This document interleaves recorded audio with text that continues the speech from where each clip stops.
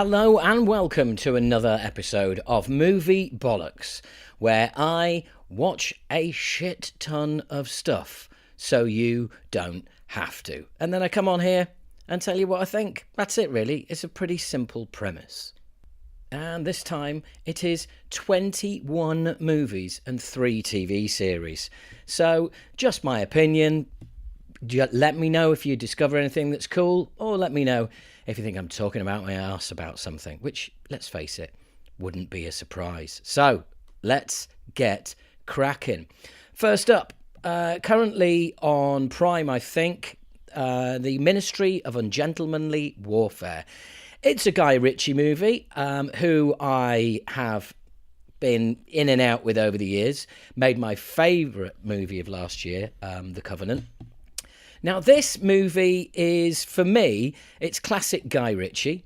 It's a Tarantino wannabe movie, and it rolls in at a gigantic 2 hours and 2 minutes. There's at least 20 minutes you could have cut out of this. I just felt like it was running on empty for a section there, and then it picks up again towards the end. It's basically the British military recruits a small group of highly skilled soldiers to strike against German forces behind enemy lines during World War II. It's a great story. It looks great. There's some great performances, and overall, I liked it. There's just one or two characters that are just a bit too cartoony, and really it just smacks of kind of not being a true story. But apparently it is, and I just think that's a bit of a shame. But having said that, I did enjoy it. There are some great set pieces in it. In the hands of another director, I think it would have been less slapsticky and less schlocky, and certainly some of the characters, they would have held back a little more. So, yeah, not bad. I mean, yeah, worth a watch. Not exactly a ringing endorsement, is it? Next up, well, Race for Glory, Audi versus Lancia. This is a particular it's a particular movie that I wanted to see purely because a friend of mine told me about the true story, a true David versus Goliath story, spotlighting the intense rivalry between Audi and Lancia at the 1983 World Rally Championships. Against all odds, Lancia battles to regain its former glory with a combination of innovation and courage. And what it should say is slightly bending of the rules. Now, whilst that not may seem a fascinating story to you, and whilst the movie does not rattle on at a kind of pace that a Lancia should, I really enjoyed it. It's a true story. Yes, slightly embellished, aren't they all? It's a movie, not a documentary. It comes in at 1 hour 50. Yeah, you could have knocked 10 minutes off it. But you know what? I really enjoyed it. I really, really enjoyed it. At no point, there's no real jeopardy at any point. You're not thinking like, oh my God, but there is also some kind of horrific shit that happens, and it's true. And some right old behind-the-scenes stunts that are true as well. So definitely worth a watch if that is your kind of thing. So next up, I'm just checking here. I might have got this wrong. Right, no. Next up, it is indeed a movie called Black Flies. This is also known as Asphalt City. It is on Prime, I think. It comes in at 2 hours and 5 minutes. It stars Sean Penn and Ty Sheridan. There's an actually probably the most enjoyable thing about the whole thing is I really enjoyed Mike Tyson's performance in this. Yes, exactly. Now, you're also right to think, hang on a minute. You haven't mentioned anything good other than Mike Tyson's performance? Yeah, not exactly. Well, you know where this is going, don't you? I mean, Sean Penn, he's good. Ty Sheridan, he's good. Mike Tyson, he's good. 2 hours and 5 minutes. Ollie Cross is a young paramedic assigned to the NYC night shift with an uncompromising and seasoned partner, Gene Rutofsky. Each 911 call is often dangerous and uncertain, putting their lives on the line every day to help others. And do you know what? After a while, they meet and pick up so many fucking annoying bastards who don't deserve any help or have put themselves in a position where they need help through ludicrous behaviour. And I just really found now, some would say maybe that the idea of the movie is that you're supposed to feel as jaded and uncaring as the characters. But for me, that just meant that it was fucking depressing. So there you go. Put that on the poster. 2-word review. Fucking depressing. Next up, Abigail. Well, couldn't be more different. After a group of criminals kidnapped the ballerina daughter of a powerful underworld figure, they retreat to an isolated mansion, unaware that they're locked inside with no normal little girl. Well, I pretty much guessed the twist in this fairly early on. Then I guessed the next twist fairly early on. And, these are a bunch of criminals who are put together as a gang. They don't know each other. And you're thinking, really? Really? You are aware that The Usual Suspects is a movie, is a thing? This has blatantly been done before? And the guy leaves them there and says, right, I'm leaving you all here. I'll be back in the morning, but I have to lock you in this big, dark house. Don't worry, the kitchen and the bar is fully stocked. Because that's what you want, isn't it? From a group of criminals that you've just got to pull off an amazing job and kidnap the daughter of a crime boss, you're going to give them a fully stocked fridge, a fully stocked bar, so they can get fucking wasted in this. Straight away I was like, this isn't adding up at all. And oh god, the characters. And the character who can say, I know what you do, you're a blah blah blah blah blah, and this is what you do, and that's what. And I was just thinking, really. And then a twist comes, and you go, okay, no, I like that. And look, I do need to see this again. I did kind of enjoy it. Now I know what it is, then I can come back to it, and there's a lot to come back to. There is also one character that was just absolutely getting on my nerves, like playing the stoner. And I was just like, oh my God, this dude is just absolutely insufferable. This is the most cliched the stoner that I've ever seen. And unfortunately, it turns out that the actor died before the film came out. So I'm desperately trying to find him on IMDb, but I can't. So I do apologise about that. IMDb really fucking annoys me at times. I mean, honestly, there's whole cast, please, not just a few of them, the whole cast. Anyway. There we go. Angus Cloud, who played Dean. R.I.P. Angus Cloud. Got to say, didn't enjoy this particular performance. Right, just feel like a twat now, so let's move on. But yeah, I can go back to that. By the way, this whole Abigail thing, there is an element of the supernatural. So if you're not into that kind of thing, as in horror-ish, then don't bother. It's an 18. Speaking of which, only coming in at a 15, the first Omen. Yes, that's right. It's a prequel to the first Omen movie. A young American woman is sent to Rome to begin a life of service to the church, but encounters a darkness that causes her to question her faith and uncovers a terrifying conspiracy that hopes to bring about the birth of evil incarnate. Ralph Ineson is in this, which is like so typical casting. It's, yeah. Neil Tiger-Bree is also in it, and Sonia Braga is excellent in the lead. It's 2 hours. My problem with any horror film or supernatural film starts the minute it's 2 hours. Or rather, starts the hour it's 2 hours. I really enjoyed the first 5 minutes. And then the next 20 minutes, I was just like, Christ, I could have moved to Rome and become a nun myself in the time it's taken this to get here. It's just, it's just so slow. And as much as I like Ralph Ineson, and he, you know, I'm aware that he's playing a character that exists he's taken his beat for the character from somebody who exists in the first Omen film, a bit like the whole Ewan McGregor, Alec Guinness thing in Star Wars. I find it a bit hammy, to be honest, and I really like Ralph Fiennes, and I feel bad saying that, but fellow Leeds fan. All in all, I was really struggling to come back after those 20 minutes, and I guessed what was going on, and I thought, yeah, and I don't know, I have to watch it again, I've got to be honest. That's not a great review, is it? It's interesting. Look, Omen is one of my all-time favourite movies. Never mind horror movies, it's one of my all-time favourite movies.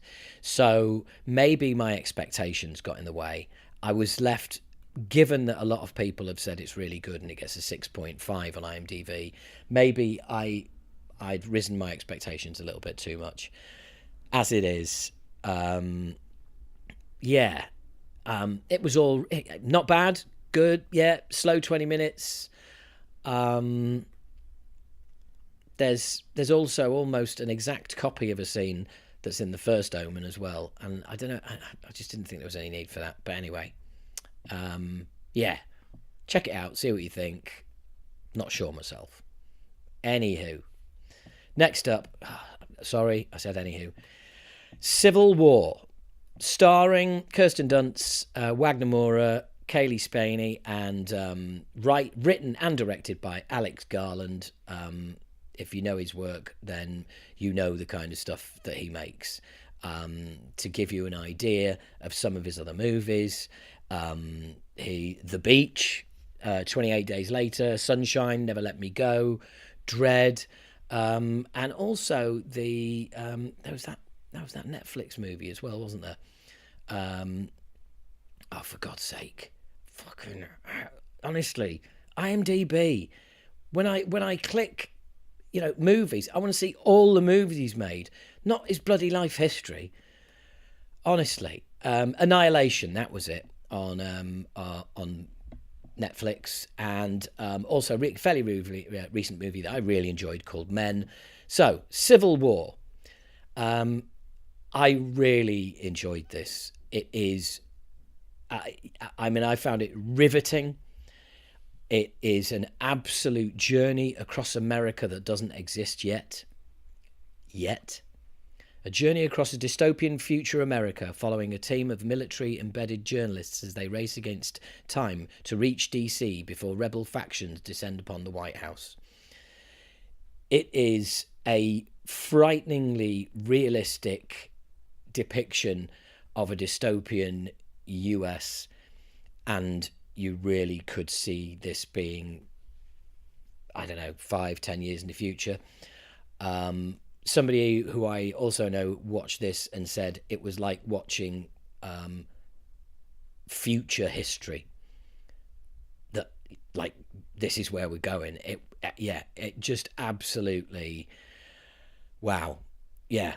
It is brutal. It is, it's a road trip, and with dystopian future, not far ahead.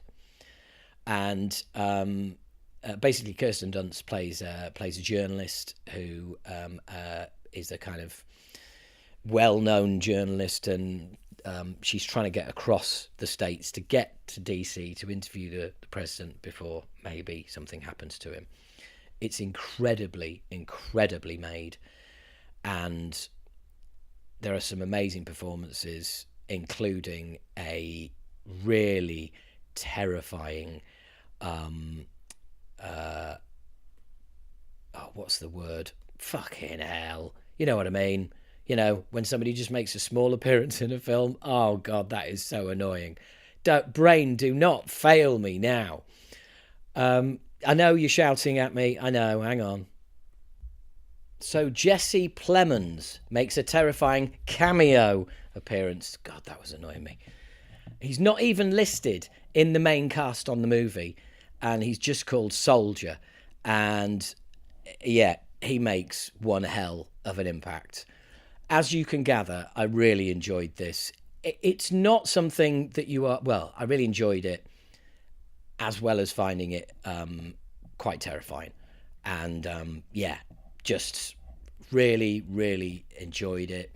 Worth a watch. Next up, from 2018, The Vanishing. Now, let me clarify. This is The Vanishing with Peter Mullen, Gerard Butler, Emma King in. 3 lighthouse keepers on the remote Flannel Islands obtain a mysterious trunk leading to their mysterious disappearance. It's said that this is loosely based on a true story. 3 guys on a lighthouse. Something washes up. Long story short, eventually they get hold of it.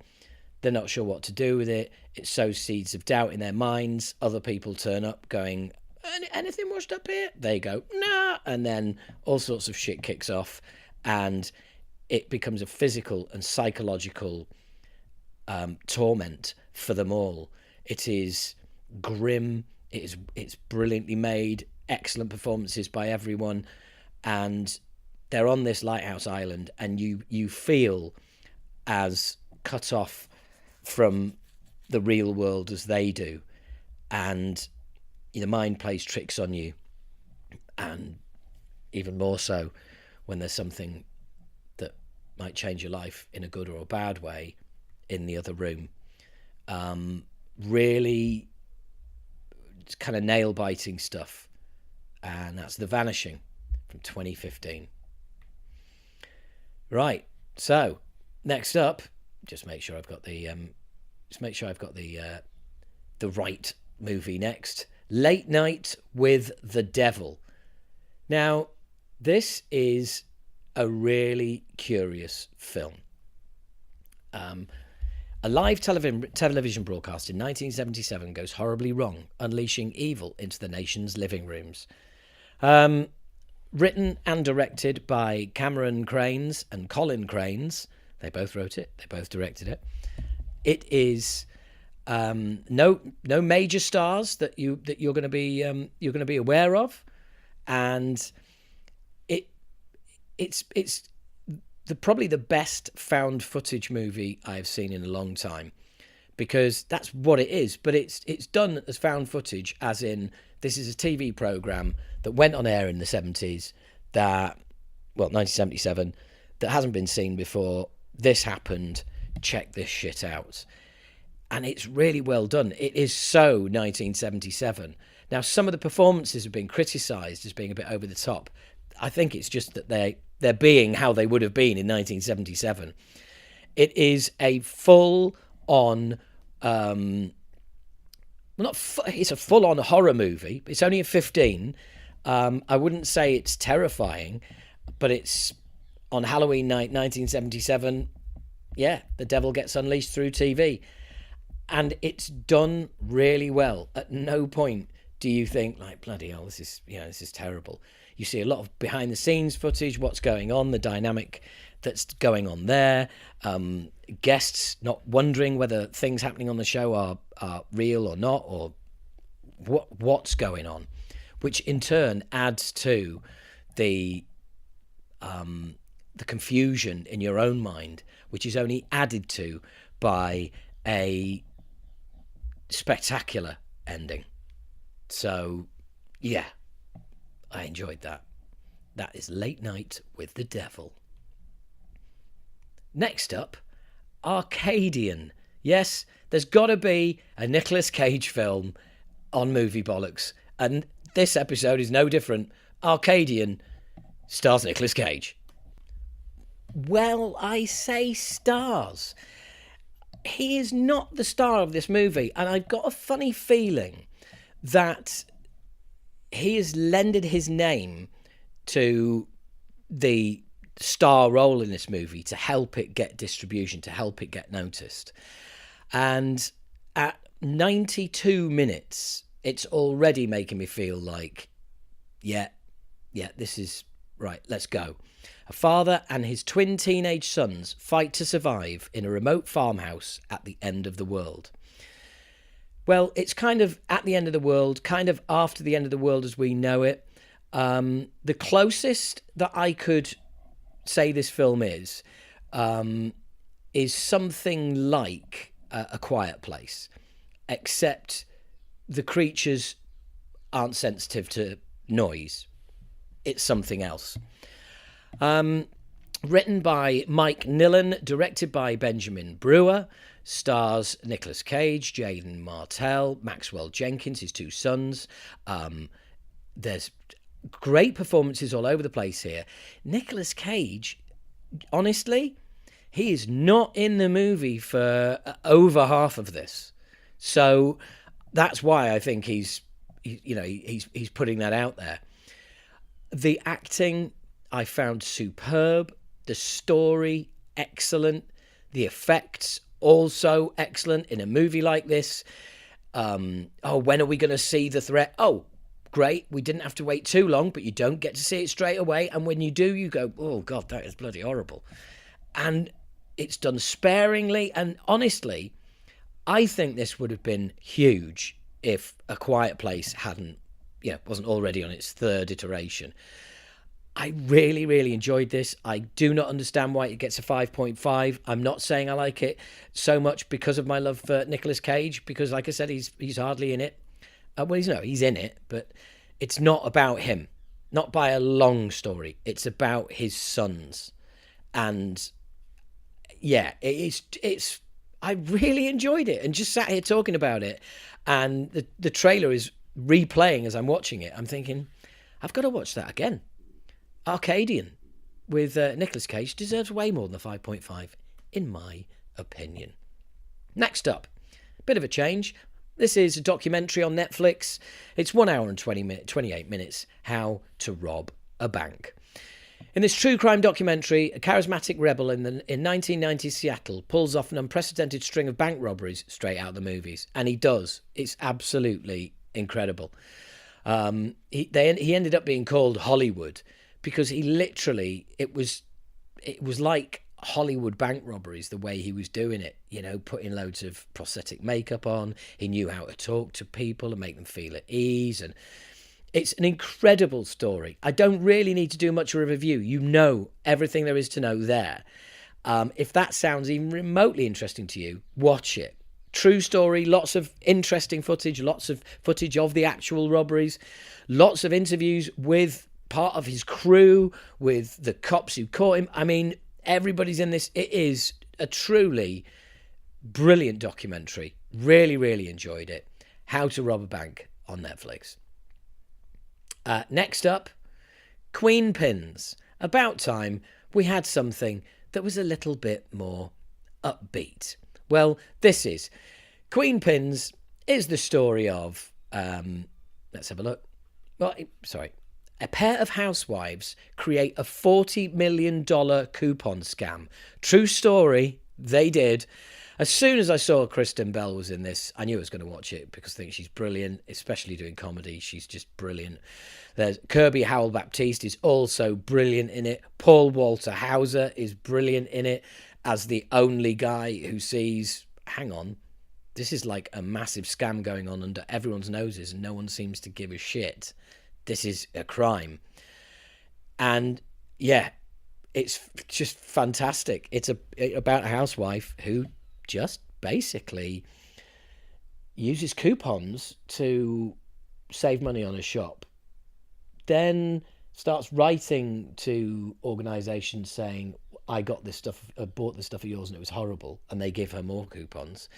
Then she starts thinking, well, what if I actually make coupons and sell those, or rather sort of trade them with my friends? And it's a true story. It's brilliantly acted. Some great stars in it. It's on Netflix. Gets a 6.4 on, and I completely agree with that. And also, it's funny.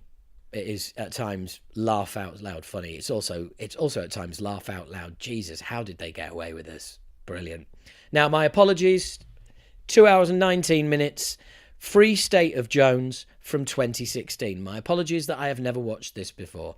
It's a Matthew McConaughey film. Mahershala Ali is in it from before he was really well known. A disillusioned Confederate Army deserter returns to Mississippi and leads a militia of fellow deserters and women in an uprising against the corrupt local Confederate government. This is, again, based on a true story. It's quite incredible. American history is something that fascinates me because I never learned about it at school. It's one of those movies that when you watch it, you're thinking, what, no Oscar nominations?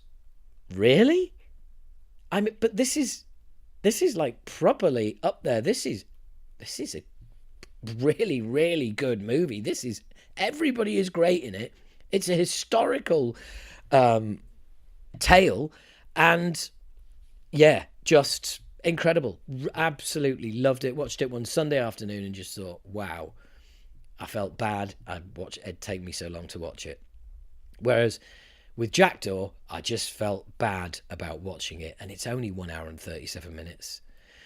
A former motocross champion, I mean, pathetic. A former motocross champion and army veteran is now caring for his younger brother. Broke, he agrees to an open water pickup of a mysterious illegal package in the North Sea. The film is as fucking stupid as that sounds. I mean, yes, the former motocross champion bit, why is that in there? I'll tell you why that's in there. Because it means that someone can ride about on a motorbike for most of the film. And in parts of the northeast that nobody knew existed. And at one point get chased by somebody on a horse. And it's called Jackdaw because the main character is called Jack. And I mean, I just found it utterly pathetic. Written and directed by Jamie Childs. The one thing he did manage to do was make 97 minutes seem like 127 minutes. It was absolutely painful. I don't know how he managed to convince Thomas Torgus and Jenna Coleman into this. It was turgid, slow. Characters are unbelievable, and you know, Oliver Jackson Cohen, he was all right. Jenna Coleman, I love Jenna Coleman, but even her character, I was just like, oh, really? Thomas Turgoose, like him, really? Yeah, it was just, yeah, made 97 minutes drag. Right, next up, nearly 2 hours long, The Bikeriders. When you see it stars Austin Butler, Jodie Comer, and Tom Hardy, you gotta go. I'll give that a go. After a chance encounter, headstrong Kathy is drawn to Benny, member of Midwestern motorcycle club The Vandals. As the club transforms into a dangerous underworld of violence, Benny must choose between Kathy and his loyalty to the club. Star of the show here for me is Jodie Comer. Tom Hardy and Austin Butler, they are absolutely great. But Jodie Comer, her New York accent is incredible. She is just absolutely wonderful in it. You start smiling the minute she starts talking. And this is a fascinating tale of how a motorcycle club and people who just like bikes goes from a few people to end up being something much bigger. It reminded me a little bit as if this movie was years old, you'd go, that probably inspired Sons of Anarchy. Now, don't get excited if you don't like Sons of Anarchy. It means you won't like this. No, it's a great movie. Watch it. If you do like Sons of Anarchy, I would recommend you make a beeline for it. I mean, I would, no matter who you are. It is the quality of the stars in it, for a start. Austin Butler, Jodie Comer, Tom Hardy, Michael Shannon, Lloyd Holbrook. I mean, the list goes on. So it really is, for me, I just really, really enjoyed it. I loved the characters. It's done in an almost documentary style way, but it's not. And yeah, just another one where I'm seeing the trailer now and going, I've got to watch that again. I really enjoyed that. And you know what else I really enjoyed? On Netflix, 1 hour 33 minutes, Find Me Falling. Starring Harry Connick Jr., Agni Scott, Ali Fimoko Whitney, and just a cast of characters. After a failed comeback album, rock star John Omen escapes to a dreamy Mediterranean island, only to discover that his new classified home has an unfortunate notoriety that attracts unwanted visitors and an old flame. Now, whether a Harry Connick Jr. has put on a load of weight or not, I don't know. But if he hasn't, and he put it on, especially for this movie, he is great. He pulls it off brilliantly. It is a Netflix movie. It is a comedy, and it is funny. And funny comedies don't need to be longer than 93 minutes. That's how they maintain their funniness. There isn't 20 minutes of bollocks in there. 20 minutes of romantic subplot. No, it's great. The Mediterranean island is Cyprus. If you've ever been there on holiday, it's incredibly realistic. A Cypriot friend of mine says, "Yep, really good, really enjoyed it. Just a great bit of bubble gum and funny and uplifting." And that's a pretty cool. That's a pretty cool combination in my book. Now, I found this little beauty on Prime. And it's called Inside Man. It's not the Inside Man you think. There are many Inside Man movies. This one is from 2023. And this one stars Emile Hirsch, Jake Cannavale, Lucy Hale, and it's based on true events. A disgraced police detective seeks redemption by going undercover to expose a violent crime syndicate. But as he sinks deeper into the mob, the price for an absolution may be higher than he can afford. Now, the thing about this movie is, it's 91 minutes. Normally, you're talking a minimum 2 hours for this kind of stuff. And I was genuinely left at the end of it thinking, I could have easily watched another half hour of this. I think it's really well done. The brevity of it is superb. It bangs along. Doesn't take ages for anything to come together. Really interesting, really well played. I think the casting of Emile Hirsch is superb because he is not the kind of actor who carries any kind of baggage with him into this movie. It's completely believable. If you like gangster flicks, if you like cops behind, pretending to be gangsters to get in with them and all the rest of it, this is for you. Ignore IMDb, 5.5, go fuck yourself. Not a chance. This was like a 7 or 8 for me. Really enjoyed it. Inside Man. Now, as much as I mentioned the League of Extraordinary Gentlemen, or whatever it was, that first movie that Guy Ritchie directed, this is directed by John Madden, stars Colin Firth, Matthew McFadden, Kelly MacDonald, and is another true story about what went on in the Second World War, and it's called Operation Mincemeat. Now, it came out in 2021. Quite a few of you may have already seen it. During World War II, 2 intelligence officers use a corpse and false papers to outwit German troops. So, true story that has been sealed for all these years, and absolutely fascinating, brilliantly made, and a real work, a real weighty work. And again, a cast that is Rufus Wright, Matthew McFadden, Ruby Bentall, Charlotte Hamlin, Colin Firth, Lorne McFadden. They go on. Loads of people that you know from loads of stuff. Jason Isaacs. It's just, really good. You can tell people were queuing up to be in this film. And if you like stories about the Second World War, things that really happened, it's beautifully done. Check it out. Next up, The Instigators, an Apple movie. 1 hour, 41 minutes. Stars Matt Damon and Casey Affleck. Follows 2 robbers who must go on the run with the help of one of their therapists after a theft doesn't go as planned. It's a Doug Liman movie. It's a comedy. That's a rather hacky sounding idea for a movie. It's a pretty hacky film. It was patchy for me. Stuff. You ever watch scenes in movies where you go, this is a comedy scene. This is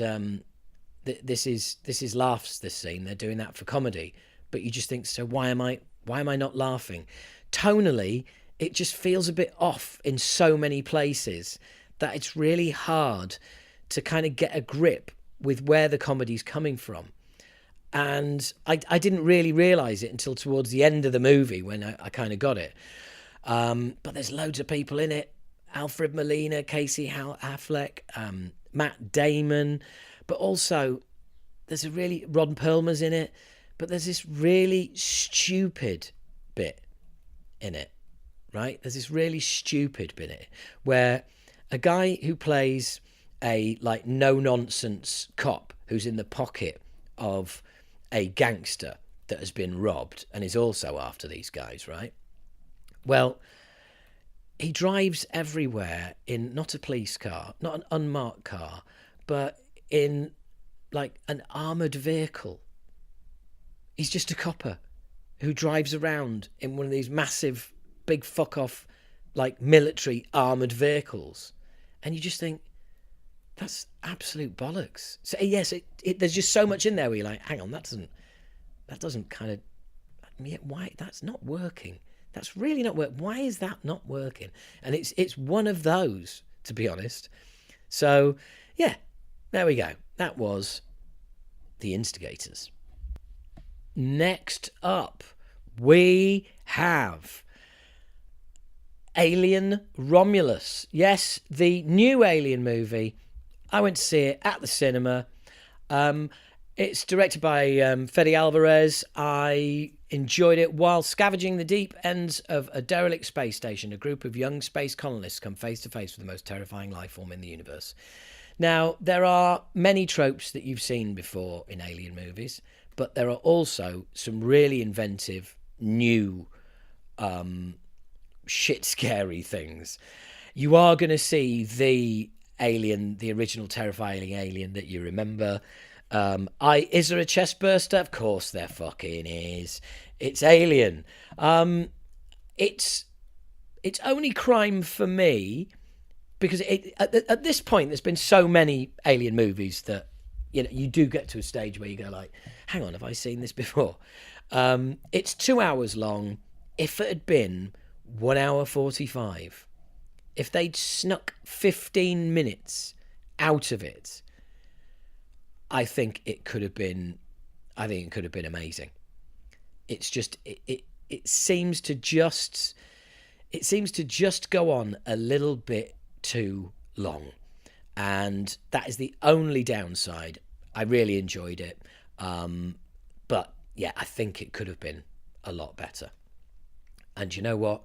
I'll tell you what could have been a lot better. The movie Self-Reliance. 1 hour 25 minutes. How the fuck am I bored? How the fuck am I annoyed? Given the opportunity to participate in a life or death reality game show, one man discovers there's a lot to live for. Director Jake Johnson, writer Jake Johnson, stars Jake Johnson, Bjorn Johnson, Andy Samberg, and there's also a little appearance by someone else. I'm just trying to find out who. Yeah, so the actors I've already mentioned. There's also another cameo appearance. I'm really glad I didn't have to search around for cameo, but by Christopher Lloyd. Now, this movie, you might remember or recognise the name Jake Johnson. He's an actor. He's been in a lot of stuff. Look him up. In this movie, he's walking along. Adam Sandberg appears, the real Adam Sandberg. Get it? Going through the fourth wall. It's Adam Sandberg going, hey. And he's like, are you Adam Sandberg? Yeah, I am. He's like, oh, I'm a big fan. He goes, yeah, look, do you want to get in this limo? And he basically says to him, look, I'm going to take you here. And they're having a bit of a chat in this limo. And then he says, look, I've got to take you to this abandoned warehouse if you want. And there's potentially a game for you to play and win some money. So he goes, yeah, okay, why not? He then gets out, goes into the warehouse. They tell him how the game works, and I thought, you know what, this is really well done. They've established that really well. It's just that the whole time you are trying to second guess. Like there's got to be more to this is going on, because it's dragging a little, and it shouldn't, because the premise is knife edge stuff, but it's just that nobody else believes him. Which you just find frustrating. There's scenes that are clearly supposed to be funny, but you don't laugh because you're frustrated because nobody believes him. And then all the time you're waiting for this other shoe to drop, as it were. And spoiler alert, it doesn't. And almost by accident, or not by accident, but almost well, almost like it's a contractual necessity. Anna Kendrick pops up, and she plays the Anna Kendrick role. Small, cute, funny, wise mouth. Oh, they're going to get together. Oh, they're not. Maybe. Don't know what's going on anymore. Oh, she's not in it anymore. Oh, right. Okay. Right. So she's just not going to be in any more scenes. She's not dead. She's not alive. Apparently, she can't be asked. And she actually turns around and says, look, I don't believe what's going on. I made up saying that I was in the game too. And at that point, you just think, yeah, she thinks the game's made up. She can't be asked with it. So she can't be bothered to be in it anymore. And at that point, I'm like, can I come with you? Because I can't be asked with it either. But at the end, at least there is a decent, oh my God, wow. So that's what it was getting at. No, there isn't. It just finishes and you just think, oh, really? Really? And I'm absolutely gobsmacked that Arcadian with Nicolas Cage has 5.5 and this shit has a 6.1. I'm absolutely... It's called a comedy thriller. Yes. Well, the problem with that is it is neither funny nor thrilling at any point. Also, huge problem. When you introduce a character and break the fourth wall and go, oh, it's Adam Sandberg. Oh, right, okay, right. Then later on, he's asked to get into the limo again, and it's Christopher Lloyd. But this time, he's going, oh my God, Dad, what are you doing here? Eh? Hang on. How come you can't tell that that's Christopher Lloyd? You've set the laws of this movie out. And one of them was, Adam Sandberg was in that limo last time. Well, now it's Christopher Lloyd. So surely it's Christopher Lloyd. It can't be your dad. And then you see Adam Sandberg. He sees Adam Sandberg in the limo again later on in the movie. And you're going, but what about Christopher Lloyd? Why could you not see it was Christopher Lloyd? So, yeah, just, bollocks. Honestly. So finally, I think it's on Paramount, if you've got a subscription, Jerry and Marge Go Large, based on the true story about a long-married couple, Jerry and Marge Selby, who win the lottery and use the money to revive their small town. Oh, that's only part of it. It stars Bryan Cranston and Annette Bening. I mean, do you need to know any more? They are not going to be involved with it if it's shit. It's not. 1 hour, 36 minutes. It is funny. It's uplifting. It's a true story. They keep winning the lottery. Oh, yeah. Oh, yeah. They keep winning it. And it ain't no accident. And if you are in need of a smile putting on your face, Jerry and Marge Go Large. I just absolutely loved it. And I'd watch it again tomorrow. I really would. And can you believe it? That's 21 films. 21 films down in 43 minutes. That's got to be a record. Now, it's TV series.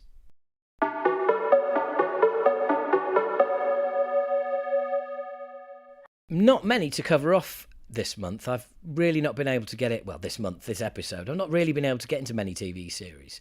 But the first one that I did get into, which is on Netflix, and it's Mr. and Mrs. Smith. Now, it was kicking around for ages, and I was like, can I be bothered? I'll watch the first episode. It stars Donald Glover and Maya Erskine, Paul Dano. And Donald Glover is also one of the creators of it. I really enjoyed this series. Really enjoyed it. Watch the first episode. If the first episode is not enough for you to get into, then walk away. But honestly, I found it set itself up brilliantly, really quickly, and then started moving. Two strangers land jobs with a spy agency that offers them a life of espionage, wealth and travel. The catch: new identities in an arranged marriage. So you see how they're put together really well, really slickly, doesn't hang around. Really looking forward to season 2. But Will season 2 be the same couple? Who knows? Who knows? So, yeah, really, really impressed with Mr. and Mrs. Smith. Great comedy, great action. What's not to like? Next up, well, 5 seasons of worship of this TV programme. Yellowstone. I've only got through season 1, a little bit through season 2. It's fantastic. All about family, all about things that haven't been said, all about just warring with everybody around. Stay off my land, basically, should be the subtext of this. It's a ranching family in Montana faces off against others encroaching on their land. Kevin Costner's amazing in it. Luke Grimes is amazing. Kelly Riley is fucking astounding in it. It gets 8.7 on IMDb. I mean, how the fuck is that happening? Just a great, truly great TV series, and one I really recommend getting into. No, it's not for everybody. Not everyone's going to like it, but hey, not everybody liked The Sopranos, and that's just fucking weird. So, finally, a TV program I definitely didn't think was going to be on my list. Well, it's Lord of the Rings Season 2, The Rings of Power. Yeah, I didn't think I'd be watching any Lord of the Rings after that disastrous first series, which I gave up on after 2 episodes. But this, honestly, it looks fantastic. And that means a lot. That means a lot, because I have to say, the last series of Game of Thrones, House of Dragon, it clearly, you watch a couple of episodes of Game of Thrones, or you see them on TV, and you watch it, you just think, bloody hell, they really did save money on House of Dragons. Clearly, the kind of money that was around when they were making Game of Thrones ain't around anymore, because House of Dragon looked poor. Lord of the Rings looks fantastic. And straight away, it recaps season 1, and I was like, oh, I didn't realise that happened. Oh, that's interesting.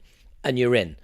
And I'm halfway through the very last episode. Sorry, not the very last, 3rd episode. It's great so far. Really enjoying it. So if you'd written it off and thought, yeah, I'm not bothering with that shit again, then all I can say is maybe give it a chance.